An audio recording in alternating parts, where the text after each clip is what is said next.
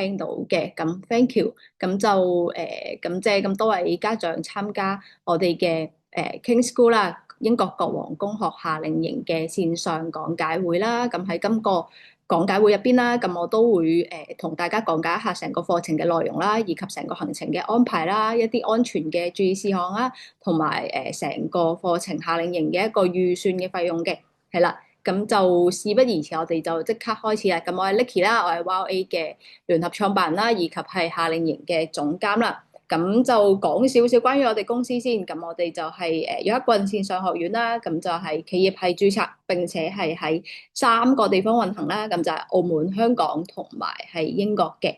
咁就家長可能如果係接觸過我哋公司，可能係一啲課程啊嘅話，又或者係夏令營嘅話咧，咁都知道聖一文係我哋獨家合作嘅一個夏令營嘅一個伙伴啦。咁另外嘅話，就我哋本身嘅話，亦都係從小朋友3歲開始就可以喺我哋平台度學英文啊、葡文啊、普通話啊，又或者係西班牙文等等嘅。咁就直到去喺線上度同英國老師去學英文啦。咁學咗一段時間之後，大概係10歲啊、11歲左右啦，咁就可以開始去參加翻我哋一啲線下嘅一啲實際嘅一個體驗，就係去英國啦，又或者係暫時啦去英國啦，又或者係愛爾蘭參加夏令營嘅。咁我哋就合作嘅學校啦，都係一啲喺英國啦，都係一啲佢自己學校本身就直接去舉辦呢一個夏令營嘅。咁課程嘅話咧，都係由學校去安排啦，學校安排翻老師去教啦，以及係用翻學校嘅課程啦，用翻學校嘅營地啦，亦都係住喺學校噶啦。咁就係一個十分之安全嘅一個夏令營嚟嘅。咁就家長可能都知道，其實英國係有好多呢一個寄宿學校噶啦。咁就我哋揀嘅學校啦，亦都係一啲比較出名嘅私立嘅寄宿學校嘅。咁就今日嗰間都唔例外啦。咁今日嗰間就係英國其中之一間真係最出名嘅一間私立千年嘅私立學校啦。咁就我自己啦，咁我自己就除咗係創辦人同埋呢個夏令營總監之外啦，我亦都係呢個澳門職業基準認可嘅研學及旅遊指導師啦。咁所以成個行程嘅安排、行前、行中、行後嘅話咧，咁都係由我直接去監督噶啦。咁亦都會係定期咁樣去學校度考察啦，咁樣幫家長事先可能係影定一啲可能係營地嘅相啊、營地嘅片啊，俾家長去睇咯。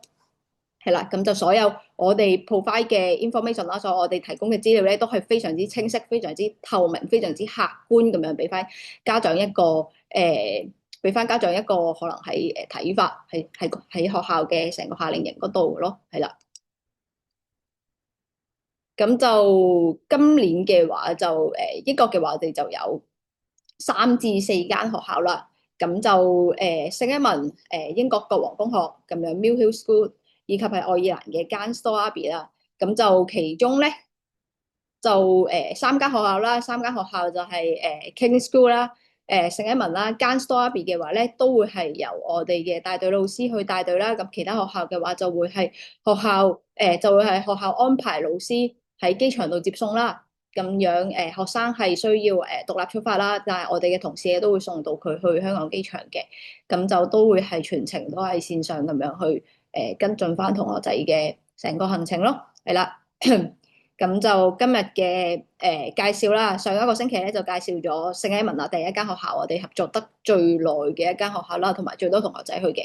咁今年嘅話咧，咁就有新加入嘅 The King School Canterbury 啦。咁 King School Canterbury 咧係我心目中今年嘅話我最期待嘅一間學校嚟嘅，係啦。咁佢係位於英國嘅坎特伯雷啦 Canterbury 呢一個城市啦。咁夏令營嘅時間咧就係2個星期嘅時間嚟嘅，係啦。咁就有2個出發日期啦，就係7月19號至到8月1號呢個獨立出發嘅。咁就8月1號至到8月15號啦，2個星期。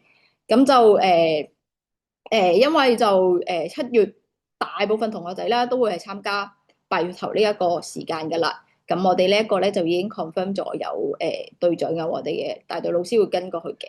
咁就7月19號至到8月1號啦，暫時就係獨立出發啦。咁如果我哋大概係有15個學生左右啦，12至15個學生左右啦，咁我哋就會係派埋帶隊老師一齊跟過去嘅。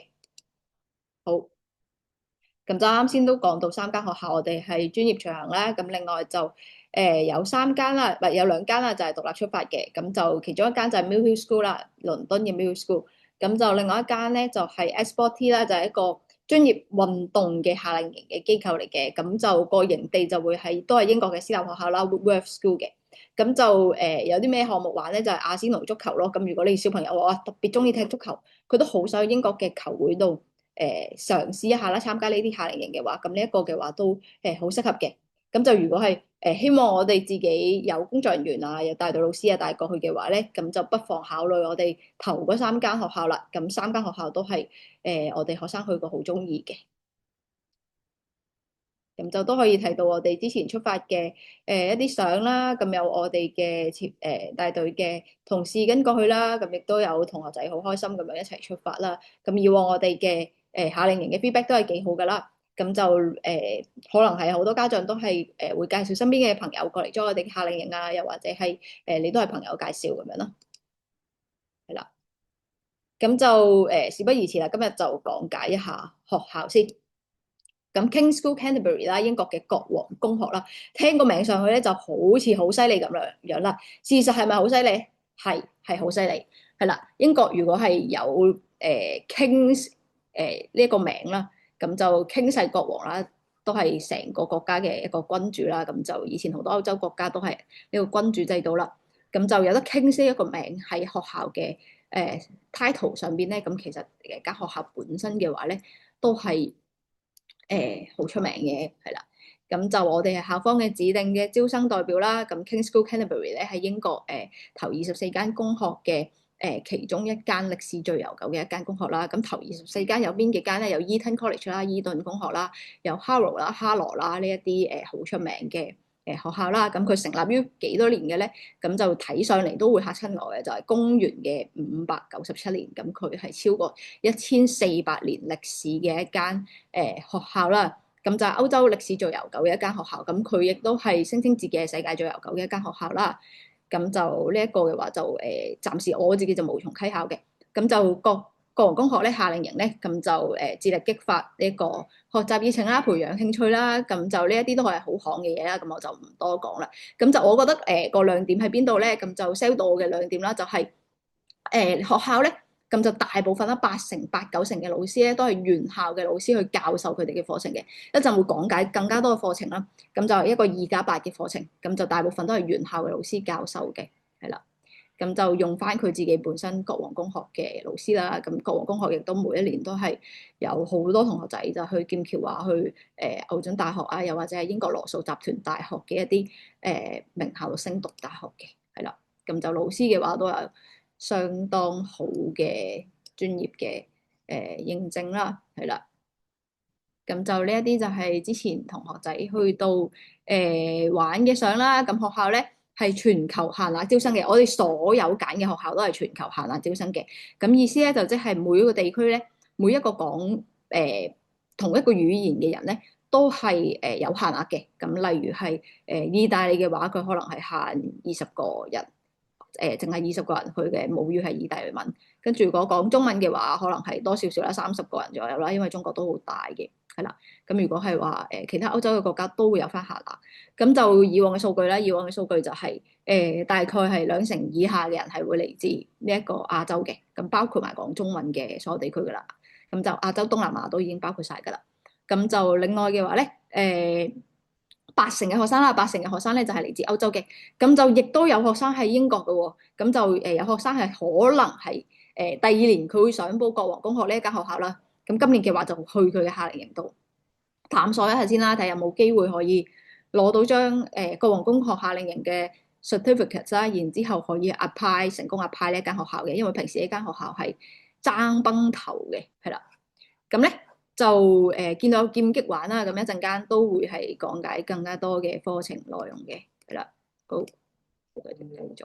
咁就我哋行程安排啦。咁我哋行程安排行前之前咧會有營前出發會，營前出發會咧亦都有安全嘅講座啦，有應急嘅一啲流程啦，話翻俾家長聽啦。安全講座係主要課翻學生嘅，係啦。咁樣嘅話咧，就我哋會喺港珠澳大橋度出發啦。澳門嘅學生嘅話啦，咁就會喺港珠澳大橋度集合，然之後咧，我哋會係去到香港機場啦。咁家長嘅話送到港珠澳大橋就 OK 嘅啦。就如果你係好想送佢香港機場嘅話，咁跟埋一齊都冇問題，或者係自己送過去都 OK 嘅。咁我哋最後一個集合嘅地點咧就係香港機場啦，香港國際機場。咁就集合埋我哋嘅香港嘅同學仔啦。咁就會係一齊就係飛過去呢個倫敦希斯路機場嘅，係啦。咁我哋會搭直航嘅航班啦，咁會係國泰航空啦，我哋一向都係國泰航空嘅，係啦。咁樣嘅話就去到國泰去到呢個希斯路機場之後咧，咁學校嘅老師同埋學校嘅校巴司機都會過嚟接我哋噶啦。咁接送都係大部分嘅時候都係校巴司機啦，同埋學校嘅校巴啦，係啦。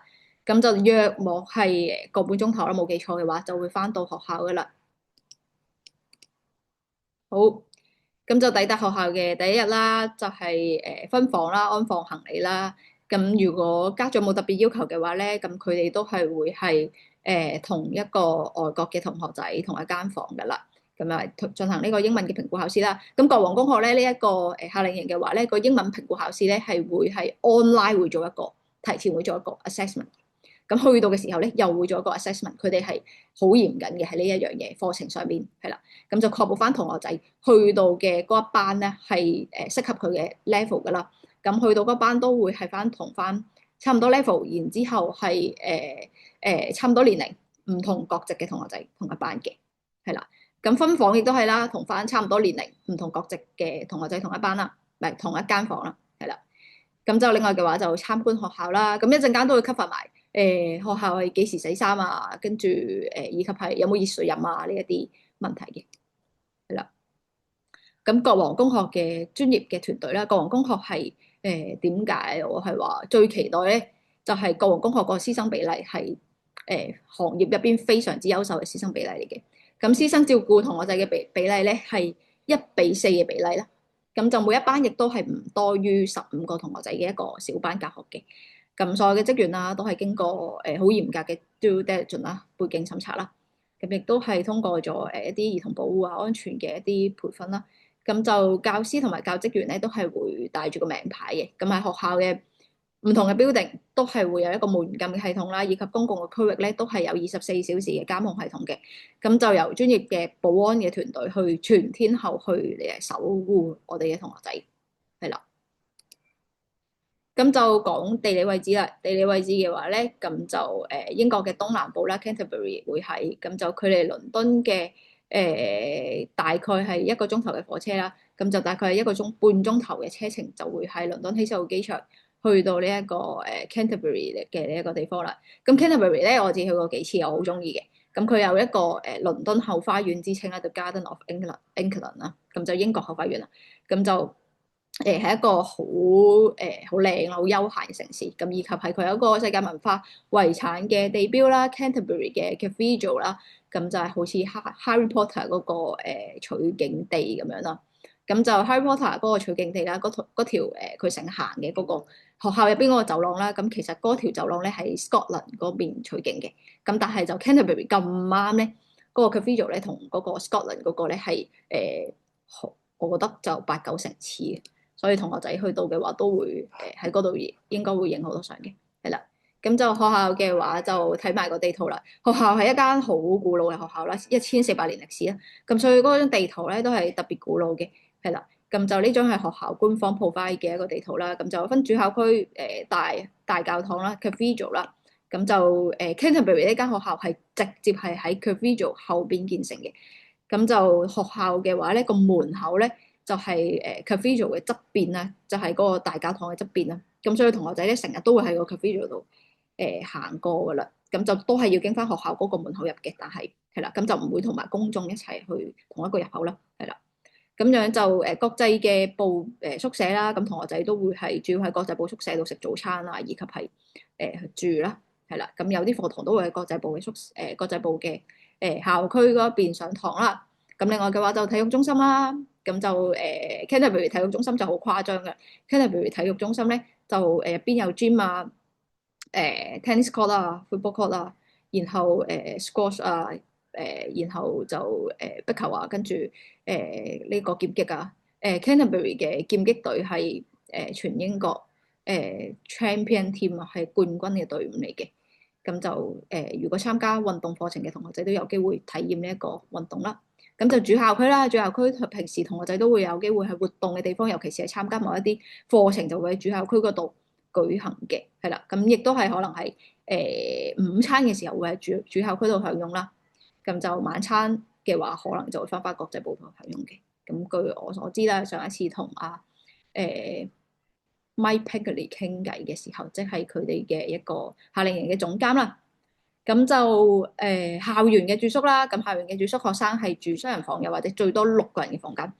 英國咧就越古老嘅學校咧就越多人一間房嘅，都係好似 Harry Potter 咁樣。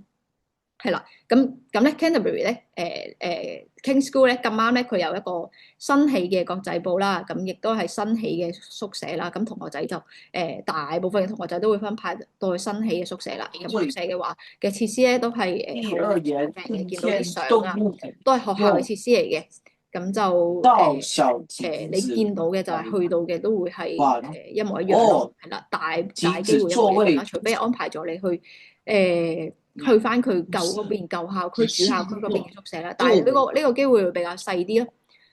因為就大部分同學仔都會住翻國際部嗰邊噶啦，咁就實行男女分宿啦，同一個年齡段嘅學生會優先咁樣分排到去同一個樓層，男女生係分開嘅，有門禁嘅男生唔可以排入女生宿舍，女生都唔可以排入男生宿舍，排唔到嘅。咁就所有嘅宿舍每一層都會有 house parent 啦，會有呢一個社監去監管翻同學仔，亦都會提供翻一個24小時嘅247嘅全天候嘅關懷啦。如果小朋友夜晚黑唔舒服嘅話，咁樣嘅話咧係可以直接去揾呢一個社監嘅，係啦。咁就有家長可能會問，需唔需要自己帶藥過去㗎？咁病咗點樣安排啊？會唔會安排去醫院㗎？咁學校本身都有醫療室嘅，都有註冊護士喺度啦。咁如果係屙嘔、肚痛啊、發燒感冒呢啲情況嘅話，所有嘅藥物都已經配備喺度㗎啦。以及係皮膚敏感咯，係啦，咁嘅話咧，咁情況唔係話好嚴重嘅話，經過呢一個護士去判斷啦，咁佢就會係直接喺護士室度休息啦，咁同埋護士咧就會安排幾點鐘食藥啊，就會俾藥佢食嘅。咁就一般嘅藥物嚟講，就屙肚痛呢一啲都唔需要帶噶啦。如果你想帶定一啲平安藥，都係冇問題嘅，但係就需要同學校去報備一下咯。咁樣嘅話就學校嘅寄宿大樓啦，配有呢個電視啦、遊戲。以及係公共休息室啦，咁就亦都有戶外花園啦，同埋定期洗衫同埋有 WiFi 嘅，係啦。咁就定期洗衫嗰度啦，每個星期就會係洗一次衫嘅。咁所以嘅話，我哋自己強烈建議小朋友係帶定8至到10日嘅衫去更換嘅。咁就都有少少時間走盞啦。咁萬一佢定期，萬一佢洗衣機壞咗咧，咁可能要1-2日先至整到咧，咁都有1-2套衫可以更換一下啦。係啦，咁另外嘅話 WiFi 咧，有 WiFi 咧，家長就會擔心，喂，會唔會成日玩電話㗎？有個 WiFi 喺度，咁咧係唔可以成日玩電話嘅，因為佢每一個時間咧都係已經被安排好晒㗎啦。咁就喺好多活動同埋喺好多嘅課程上面咧，咁都係唔可以攞個電話出嚟㗎啦。咁就去旅行嘅時候啦，當然係需要用到電話啦，會影下相啊，同埋同老師做翻一個定位啊，佢會幫每個小朋友 set 定位嘅，係啦，咁樣就防止小朋友走失啦。咁都需要用到電話嘅。咁就至於家長問我小朋友可能得10歲啊、11歲喎，佢需唔需要帶電話過去？咁我哋強烈建議都係帶電話過去嘅。咁就除咗係電話係一個可能係佢哋課休閒嘅一個設施啦，咁就之外啦，咁佢亦都係一個好重要嘅通訊同埋一個定位嘅系統嚟嘅，係啦。咁就強烈建議帶電話啦，但係我哋會嚴格咁樣監管佢使用電話嘅時間。係啦，咁課程嘅目標啦，課程嘅目標咧就係旨在去啟發學生嘅學習動力啦，因為呢一樣嘢係好重要噶啦。我哋讀書嘅目的就係學識點樣去讀書啦，因為我哋一直喺我哋人生入邊一直都係需要學習嘅，係啦。咁就同嚟自世界各地嘅同學仔用英文去進行交流啦。咁樣提供翻一個珍貴嘅國際文化同埋語言交流嘅一個體驗啦，希望佢哋嘅英文會一直進步落去啦。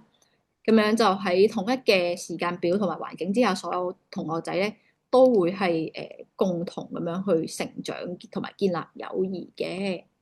好啦，咁呢一度咧就係學生嘅夏令營嘅每週嘅安排啦。呢一個就係好重要噶啦，係啦。家長應該都係最有興趣去睇嘅佢哋嘅時間表啦。咁星期一、星期二、星期四、星期五朝頭早9點至到12點半咧，就係呢個英文及或者係全球視野課程啦。咁就英文嘅課程咧，就係課翻一啲可能係本身佢英文就係基礎啊，以及係進階少少啦嘅學生噶啦，讀可能係澳門嘅話就讀英文部啦，又或者係中文部嘅學生啦。咁如果係國際學校嘅學生，或者本身佢就係英文學校好犀利，英文係達到呢個母語水平嘅話咧，咁就會係R 期去全球視野嘅課程噶啦。咁全球視野嘅課程咧，就會係用唔同嘅學科嚟激發同學仔使用英文啦，咁以及係激發同學仔喺唔同知識上面嘅增長嘅，係啦。咁就12點半至到1點半啦，1個鐘頭就係呢個午餐嘅時間。午餐嗰度一陣間都會講到。係啦。咁就晏晝嘅話咧，1點9開始咧就會係 Section 1嘅休閒活動啦。咁 Section 2咧就會係學院嘅課程啦。學院嘅課程嘅話咧，會有8個課程俾同學仔去揀嘅，係啦。咁所以係每一日嘅話會有大概係2個課程去俾學生去學習嘅。咁另外都會有休閒嘅時間啦，俾學生做一個課外活動啦。咁另外嘅話，晚餐嘅話，英國比較早食晚餐嘅，咁樣就係6點鐘食晚餐。咁樣6點9咧就可以休息一下啦。咁7點半咧開始咧就係夜晚嘅團體活動啦。咁會有一啲可能係 silent disco 啊、party 啊，然後唔同嘅團體嘅遊戲啊，俾學生喺夜晚嘅時候咧，盡量去放鬆，去做翻一啲可能係學習一啲社交嘅技巧啦，係啦。咁樣嘅話就大概係9點半咧。咁就會係翻宿舍可以去沖涼，跟住就10點鐘就熄燈瞓覺噶啦。咁所以見到由朝頭早8點啦，至到夜晚黑咧9點半咧，都係有唔同活動安排嘅。呢啲活動咧，同學仔係必須要去嘅，係要 sign in 嘅，要係剔名嘅。咁所以就佢哋唔可以中途咧係翻宿舍，佢哋翻唔到宿舍，宿舍會鎖住噶啦，係啦。咁咧就亦都唔可以亂咁走啦，係啦。咁就星期3啦，星期6嘅話咧就會係全日嘅校外嘅旅行啦，全日校外嘅旅行嘅時候咧，咁就學校都會 prepare 翻同學仔嘅午餐啦，咁就會帶出去嘅，咁就可能係三文治啊之類嘅午餐啊、嘢飲啊呢啲啦。咁就星期日嘅話咧，朝頭早咧就會比較 relax 少少噶啦，小朋友可以瞓晏啲都得啦，同學仔。咁就食完午餐之後咧，晏晝會有一個校外嘅旅行嘅，咁夜晚黑會有團體活動啦。咁就 King's School Canterbury 嘅話咧，係我哋咁多間學校咧最去旅行去得最多嘅一間學校啦。咁就我覺得就除咗學校個名係響當當之外啦，咁佢成個課程課程嘅安排係令人放心啦，以及係嗰個老師嘅比例都會令人放心啦。咁同埋就佢嘅活動都係比較多啲嘅，係啦。咁就2週嘅全日旅行目的地啦，就包括有邊一啲咧？咁就係呢一啲係我嚟俾家長去參考嘅。咁就實質上咧，最後尾就會喺營前出發會嘅時候就會係會去邊啦。咁通常都係倫敦一日遊噶啦，倫敦塔啊、London Tower 啊，跟住 Legoland 啦、樂高樂園啊、動物園啊，去劍橋啦。咁就因為 Canterbury 好近嘅劍橋撐船啦。咁自然歷史博物館、水上樂園、Harry Potter Studio， 跟住 Fort Park 主題公園啦、主題樂園啦。咁就去 shopping 啦。我們變成簡本身禁句，沒事，你寫，沒關係。就都係好值得同學仔去觀光嘅，咁亦都係包埋喺行程。啊，對，第2個是介紹，對，非常好。咁我哋依家咧仲有10分鐘嘅時間，仲有嚟呢個 meeting，咁大概係11點35分咧就會係結束我哋 session 1啦。咁我哋 session 1完咗之後咧，我哋過5分鐘咧，我哋就會係 session 2啊，咁繼續講埋預算啊，以及係解答家長嘅疑問咯。係啦，咁我都會睇翻家長問咗啲乜嘢問題嘅。係啦，咁嘅話咧，咁就依家就再講10分鐘啦。咁就一陣間咧，我哋會係休息5分鐘，11點45分就會係10分鐘啦，就會係進入去我哋 part 2嘅 meeting 嗰度嘅。咁就 meeting 嗰條 link 嘅話咧，都會係 send 咗出嚟喺個留言區度㗎啦，以及係應該係我哋客服同事都 send 咗出嚟啦。咁就有冇美國嘅同學咧，就好 depend on 今年會唔會有佢哋報名。咁一般嚟講咧，通常南美洲嘅同學會比較多咧，因為美國本身佢自己都有校嚟，同埋美國嘅話本身佢母語都係英文，所以嘅話咧就佢英國嘅夏令營主要都係吸引翻啲本身嗰個國家嘅是不母語是石頭？英文嘅學生啦，好似石子歐洲、意大利、石頭，對，石頭。那小刺猬為什麼不寫呢？咁另外南美洲嘅學生啦，墨西哥啦，覺得這跟樣做住不是自阿根戀廷啦，呢一啲本身講葡文又或者係這樣做不對，這樣做不正確，對吧？不正確是 wrong behavior。最後一個，你看他說梅花鹿說，這才是最珍貴的紀念呢。課程啦，課程英文提升嘅課程以及係全球視野課程咧，啱啱先都已經講咗啦。咁每週嘅課程咧，英文課程12個鐘啦。咁嘅話就冇記錯嘅話8+1嘅課程咧，係都係10個鐘8個鐘啦。咁每個星期嘅話，好似係12個鐘。每個星期話五顏六色的什麼？那個鮮跟住花，課程時間。五顏咁就六8大色的專業學鮮花院課程，學生可以揀啲乜嘢六咧？色的鮮花。嘅專業那我們下課程咧，次就去咁就藝術與設計啦、國際關係啦，下次見咁就商業與創業啦、雅思考試，咁就體育嘅專業啦、音樂嘅專業啦、大學先修課程以及係 STEM 科學嘅課程嘅可以參加，係啦。咁就藝術同埋設計課程啦，咁會係比較適合一啲好中意畫畫、素描啊、雕塑啊呢啲學生去體驗㗎啦。咁就國際關係課程嘅話，就英文需要達到 B 嘅水平嘅，咁會探索呢個全球化同埋可持續發展嘅呢一啲課題啦。咁就大學先修課程咧，係俾15至到17歲嘅同學仔係通過一啲活動工作坊啦、實質嘅案例啦，咁就去唔係，sorry，大學先修課程咧。咁就係課翻一啲你應承咗自己11點半做，我哋 call 調亂咗嗰啲字啊，係啦。咁而家就係課翻12點做啦一啲大學嘅準備升大學嘅同學仔啦。咁會由大學教授會有大學教授去講解下佢哋嘅申請嘅流程啦。尤其是係課翻一啲可能係想報英國大學嘅同學仔去參加嘅。咁另外咧，雅思考試課程啦，咁就有備考同埋考試嘅。咁呢一個係要加350磅英鎊，因為有個考試費喺度噶啦。咁上完2個星期嘅課程之後咧，咁學校就會安排喺倫敦度進行呢個考試噶啦。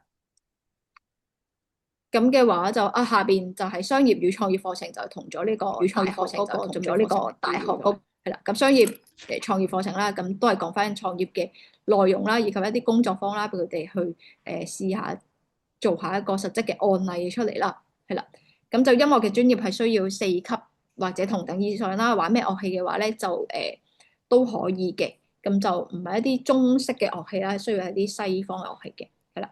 咁就體育嘅專業啦，咁會由專業嘅教練去指導多種體育嘅活動，好似游水啊、劍擊啊、網球啊、足球啊、籃球都會有體驗到嘅。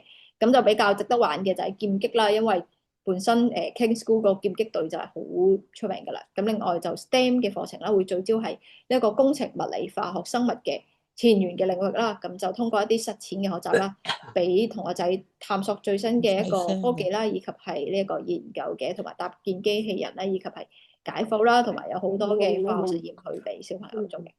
咁課程完結之後咧，都會有一個證書啦，同埋係成績表去交翻俾同學仔嘅。咁就家長都可以睇到小朋友喺學校嘅表現啦，以及係有翻張證書去 recognize 翻佢嘅一個 achievement 啦，係啦。咁就呢啲就係大概會去到嘅地方啦，俾翻啲相家長睇啦。Harry Potter Studio 啊、Canterbury 啊、劍橋啊、London Tower 都係好靚嘅地方。